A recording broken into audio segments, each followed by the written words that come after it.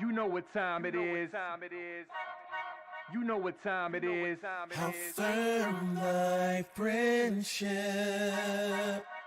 Oh, how you know what time it is. I'm raw with them boys of the fall. You know what time it is. On the ground with a nose for the ball. You know what time it is. Blood, sweat, and them tears for this game. Leaving it all out on the field with no fear for you lames. Yeah, you know what time it is. Come brawl with them boys of the fall. Covered in gray and scarlet, massive, stiff arms to your jaw. We breaking it. We sick of seeing you clowns with the crown. We taking it.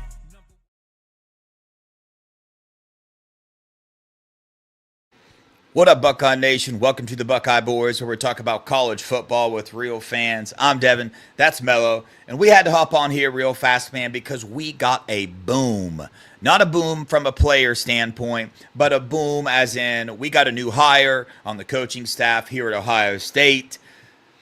We said this might happen. We said we could get a hire from a name that just blows people's minds, never brought up, never thought about. If somebody says they mentioned this gentleman's name, they're lying to you. Nobody ever mentioned this guy's name. But before we get into it, Mello, how's your day going, bro? Man, it's good. I had some meetings running around back and forth between Gwinnett and Atlanta. So that's like a 45-minute drive one way with the traffic. So, yeah, it's exciting to see this new hire that we're going to get into. Yeah, no doubt. It's been confirmed by several sites already. Bucknuts, Letterman Row, Scoop. You know, they've confirmed that this is a done deal. It's happening. Dude's been hired. So we have officially hired an offensive line coach, Tyler Bowen. He's currently the offensive coordinator at Virginia Tech. I'm going to run down his past coaching. You know, shout out pretty much everybody. Bucknuts over there, Letterman Row. I gathered all the information from all these places. So, you know, he started off his coaching career at Maryland as an assistant in 2010. 2011 through 2012, he became a grad assistant and the tight ends coach there at Maryland. In 2014, he left, went to Penn State, was a grad assistant there. Then he left for 2 seasons and became the offensive coordinator and the O-line coach at Fordham. After that, 2017, went back to Maryland, was the O-line coach there. 2018 through 2019, went to Penn State, man. And at Penn State, he was the tight ends coach. And I want you to pay attention to this. And then he was the offensive recruiting coordinator for 2 years at Penn State. Okay, we're going to get back to that in a minute. 2020, he was the co-offensive coordinator and the offensive recruiting coordinator at Penn State still. So they gave him the co-offensive coordinator job and left him in charge of offensive recruiting. 2021, he joined old Urban Meyer as the tight end coach for the Jacksonville Jaguars. So he spent a year in the NFL. 2022, that's when he made his move to Virginia Tech, where he currently is. He became the offensive coordinator and the tight ends coach there. And in 2023, in the last 2 seasons, he's been the offensive coordinator and the quarterback coach at Virginia Tech. Now, Virginia Tech, well, we were like, well, why are we going to get into Virginia Tech coach? Okay, so we're going to dive into that. But first, 2022, Virginia Tech averaged 178 yards per game on the ground. And last year, they averaged 190 yards on the ground. That ranks 4th in the league for rushing. So, dude's got some skills in the run game as far as a coordinator goes. But what I wanted to point out, right, Mello, and then I'll grab your opinion on this hire in a minute, is the fact that, you know, me and Mello, we talked and we said, hey, man, you know, what does the O-line coach need to be? Well, you know, first off, we're going off the assumption and the news that we know that Brian Hartline is the offensive coordinator. So, number one, we need to bring in, or maybe not number one, number two, we need to bring in somebody that's able to come alongside Brian Hartline and help him. More importantly, in the run game, because Brian Hartline, we know he's got the passing game down, right? He's the receivers coach. And then, but number one, what do we need in the O-line room? Recruiter. We need a good recruiter. So this dude, I'm giving him the check mark for good recruiter. Penn State made him the offensive recruiting coordinator. He also is the one that he signed Old Fashioned there, a very good offensive lineman for Penn State. Penn State. And he also signed Tyler Warren. And also, you go back and look at the teams he's been at. Go look at their recruiting, man. I mean, even look at Virginia Tech and their offensive line recruiting. It's not half bad, to be honest with you, for Virginia Tech. So, I love it. Bring in a young, he's 35 years old, got the recruiting chops, got a lot of experience, QBs, tight ends, and he's got experience being an offensive coordinator. You know, and if you're making Brian Hartline, you want to bring some people around him that got some experience. So I'm excited about it. I don't care where the coach is coming from. I mean, Jim Knowles came from Oklahoma State. Tressel came from Urban. Dude, coaches come from everywhere. So I'm pumped about this. I'm excited about it. Mello, give me your thoughts, man. Man, I'm ecstatic because we know between Brian Hartline and Coach Day, the passing game is going to be phenomenal. We know this past season, Coach Day and Brian Hartline were running the passing game coordination, and Chip and Justin Fry were running the run game coordination and the blocking scheme. So our passing game is going to be phenomenal as always. Plus we have Julian Sayin, who's pinpoint accurate. This guy is going to bring in a level of rushing game that shouldn't see a major drop-off, especially with James Peoples. If you go and remember, you watch him in the beginning of the season when he was getting significant carries, there wasn't much of a difference between him, Q, and Trey. Like, it was hard to tell the difference. So he's phenomenal. And then you got a bigger back in C.J. Donaldson, who is phenomenal and is already proven, and he could get short yardage. He also hasn't even reached his potential. So in terms of averaging 190 yards per game on the ground, that's phenomenal. We want to average 150. That's what Day set was the goal. So if we're averaging 190 on the ground, if he could bring that here with our team that has better players and better talent in general, I think it is to the moon. I think our offense is going to be humming still, and it's going to help Brian Hartline a lot, especially in the run game. Especially, I know a lot of people are like, well, they haven't announced Brian Hartline. Trust me, Brian Hartline is the OC. And you're not going to hire an O-line coach before you hire your OC, because you're going to want to converse with your OC about the hire. So that should be a dead giveaway. You guys got to use some nuance when you're thinking about this.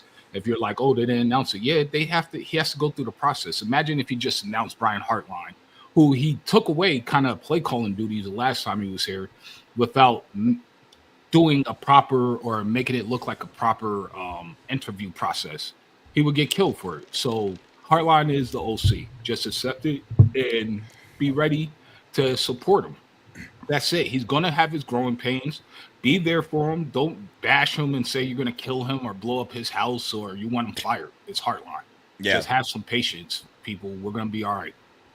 You know what excites me about this is, this type of stuff Nick Saban did when he would lose coaches. Go out and get coaches, and guess who these coaches were? They were nobody until Nick Saban hired them, took them under his wing, and then all of a sudden they became the most sought-after coaches in college football. And we all keep thinking, this is Ryan Day's time. He's about to go on a dynastic run. I'm going to be honest with you, man. The dude went out, did his research, found a coach, probably called Urban Meyer, got his take on, why'd you want this dude to coach your tight ends in the NFL, right? Probably reached out to several people, and the dude went out and got a sneaky good hire, a young 35-year-old that was in charge of offensive recruiting in the Big Ten for a big-time program, got some really good, recruits for that school, gets really good recruits at all these other schools that he's at for the school that he's at, right? So, minus the run game coordinator stuff, still, that's what I'm stoked about. Yeah. Young dude who loves to get on. He's had several recruiting positions at big-time schools. He's proved his worth as far as recruiting goes. And now you're a young guy that can recruit with the Block O backing you. Watch out. Watch out. So, it can be a scary hire if you want to look at where he came from, Virginia Tech, and you want to, diagnose that, man. But we're going to lean back on this, man. I think Ryan Day knows more than anybody that wants to comment on this subject. You know what I'm saying? Absolutely. Dude just And won a Dad, national you got to think title. about it like this. It's not. Yes, he left Virginia Tech, but he was in a lot of different places. Look, just Tyler Warren and Olu Fashiono, him getting both of those guys alone, like checks major blocks for me. That's someone that, yes, Justin Fry is elite. I mean, he is elite at developing. There's no question about it. He was not elite at recruiting at a high school for whatever reason. He had his reason. His reasoning is behind it. But imagine if we have a guy that can develop almost to the level of Justin Fry or around the level, but is recruiting at an elite level on top of that and using the transfer portal. It's just going to take our offensive line to new heights. And I do believe we're going to have a top 3 offensive line next season to begin with. And another thing, Dev, that you just spoke about that I think is being overlooked by a lot of us, he also coached tight ends.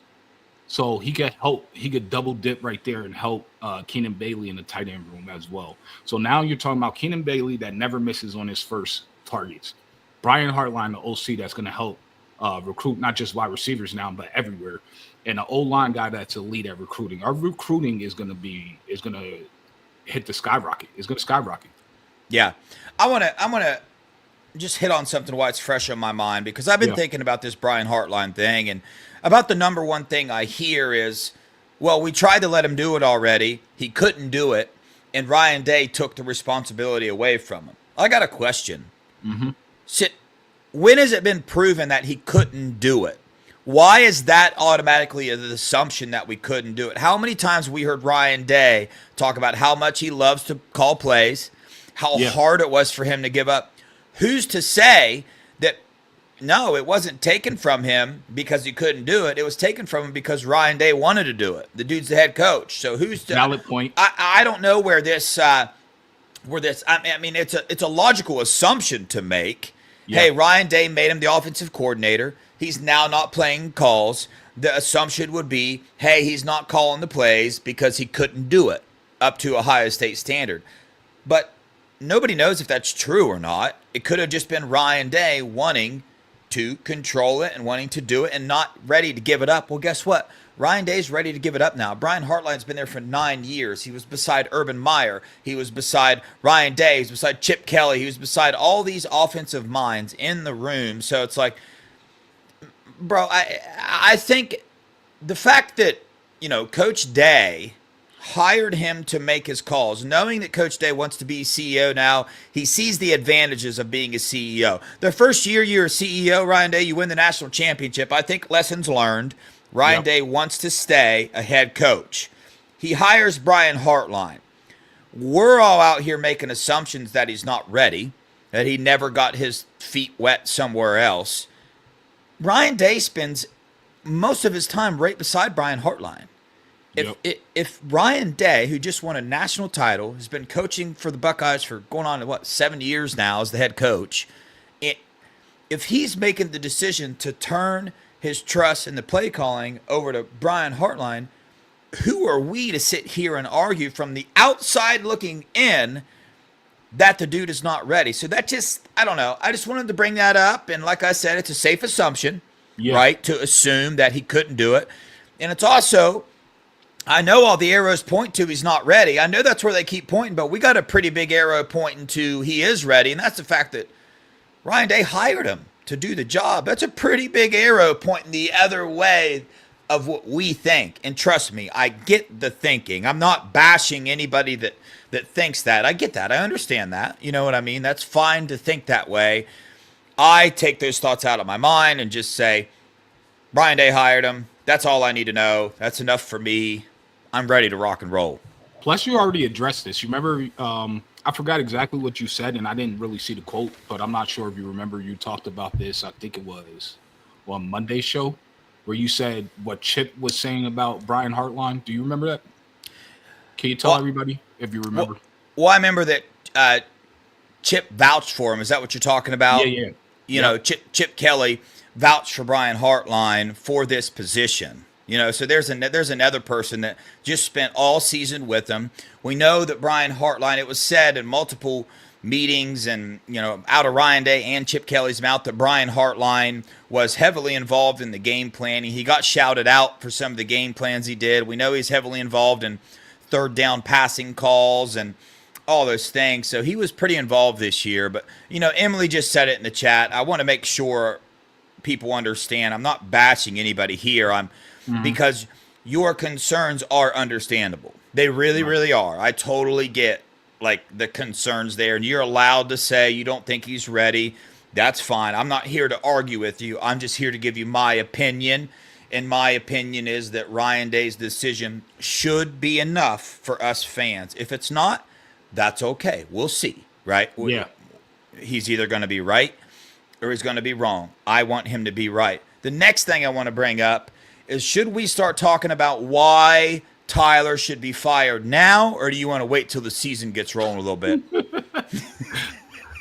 Let's see. Did he get Jackson Cantwell to commit yet? Because I'm saying if he doesn't get that big fish, or he doesn't flip Ty Haywood from the team up north, he's got to go. We got to get him. Yeah. Up. It is, when you think about it, it's kind of crazy that he's the O-line coach and he's not got Jackson Cantwell on campus yet. That's aggravating. You know what I'm saying? And he hasn't went out and got another tackle in the portal yet. I mean, the dude, you got hired, and so far you've done nothing. It's like, dude. Right. You got big shoes to fill, man. Our last coach dealt with 2 injuries, and he was rotating the interior of our O-line, and we won a natty behind it. Like, what are you doing? You sleeping on the job? I don't care if they announced. You knew you were going to get hired. You should have been on the trail already. Like, I need pictures of you in the kid's house or in the high school right now. Dude, like, hurry up and get to it. Nah, we're just joking, man. We're just joking. But that's what you're going to expect. You need to expect that, Tyler, because Buckeye fans are nuts. They don't call us buck nuts for nothing. And it's real. It's a real thing, and I admit it. Bro, I shot old Tyler a message already. Got on there, shoot him a message. Hey, man, come on the Buckeye Boys, dude. I doubt he responds, but we'll try to get him on here to see what he thinks about it. Hey, I got a question to stir the pot a little bit. Do you think his first call is going to be to Will Conroy? Can we address that? Can we put that out? Or not yet, what he told us? I don't know. Should we put it out or should we just wait on it? I feel like we could. No, I mean, Will Conroy said that Will Conroy told us. I don't know, bro. Should we? I don't think so. Let's ask him first. We'll ask him, then we'll come. Yeah, never mind. Yeah. But anyway, we got a new offensive line coach now, and when you get a new coach, I mean, obviously recruiting things can change. I'm excited to see what these Ohio guys think. I'm excited, and to be honest with you, we'll just have to see. Dude's 35 years old, so I think he's ready for it. So we'll see. Ryan Day hired him, so I'm excited, man. I'm excited. Yeah, and we'll get to see. There's a lot of offensive line recruits out there that were waiting to see this decision. So I think things are going to start moving a lot. Chris, yeah, he does. He was the offensive recruiting coordinator for Penn State for 2 or 3 years. And, we talked about earlier, I don't know if you missed the beginning of the show, but he signed some big-time recruits for Penn State. And then, go look at the recruiting. He was at Maryland. He was at Virginia Tech. He was at Penn State. If you go look at the Virginia Tech, some of their offensive line classes they've been signing for Virginia Tech, for the name of the school, pretty good classes, if you ask me. So, yeah. Well, that's all we wanted to get on here and, give our thoughts on that. It's pretty exciting news if you ask me. I think Ryan Day is about to go on a dynastic run. I trust the decision that he makes. So I love it. We lost our other that LSU recruiting coordinator or whatever. Yeah, she went back to LSU. That lady, went back to LSU. But again, it's just, man, you win national championships, man. People are sought after. That's not the case in this. I heard there were some personal things going on, which is why that she moved on. But either way, not a big deal in that either. But Mello, you got anything? Yeah, we should replace her with either Oregon's recruiter or Miami's. You know what I mean? Let's stick a fork in some of these guys and take their one up. I would love to take it to Oregon, to be honest with you. I know Miami flipped a few of our recruits towards the end with money, but we're not missing out on them. Yeah, I would like it too. And you know, I know Bates was in line for the defensive coordinator job. That's still a thing. That's still a possibility. You know, I know we report on here that there were reports that the job was his. That's honestly, you know, still what we're hearing here, but it's kind of confusing because you're also hearing a lot about Joe Cullen, the D-line coach for the Super Bowl, and you also kind of wonder, why hasn't it been announced yet? The defensive coordinator needs to be announced. Well, a really good reason for it not to be announced is because the coach is still coaching. Yeah. You know, and his last game's about to be this weekend. So we'll see. Dude, I'm telling you, we get him. You talk about some recruiting absolute monster. You get this guy, you got Brian Hartline as your OC, and then you go out and get a defensive coordinator that's about to win 3 Super Bowls, and he's in a row. Going in people's houses with 3 Super Bowl rings on. They're going to say, sign me up, son. That's where I want to come, man. So I'm telling him to sign me up. I'll try to be in the room. That's it, you know. People don't forget to hit that like and subscribe and share button. It helps with the algorithm. And the more money that we raise, the more we can help out homeless vets, and we can help out teens that need it through the blood of Jesus Christ. So don't forget to do that. I appreciate you guys for joining us. Dev, you want to get us up out of here? Yo, tonight's the Buckeye Boys Award Show. Stay tuned for that. Mello and the rest of the Buckeye Boys gang will be on here giving out the awards for the Natty season that we just had. So stay tuned for that. Mike Green, thank you for the $4.99. Mello, I'm on your head about saying getting up to 225 this season at 6'2", 205. Stay tuned. He's over 205 already. Yo, Mike. boys, keep it He's coming. at 210. So Sayin came out and said that his goal weight is 225. That's what Coach Mick said, and he's doubting that could happen by August. Like, give me a break, bro. He's like 19 years old. Well, he's going to gain that weight easy. A little inside nugget for you. Julian Sayin weighs 213 pounds right now. So we'll see, dude. You're going to lose that bet, Mike Green. That's not far off, dude. But right. Yeah. Hey, fam, we appreciate you. Like Mello said, hit the like, hit the subscribe, comment below, share this feed everywhere you can for us. We appreciate you, fam. On that note, go Buckeyes. OH. I-O.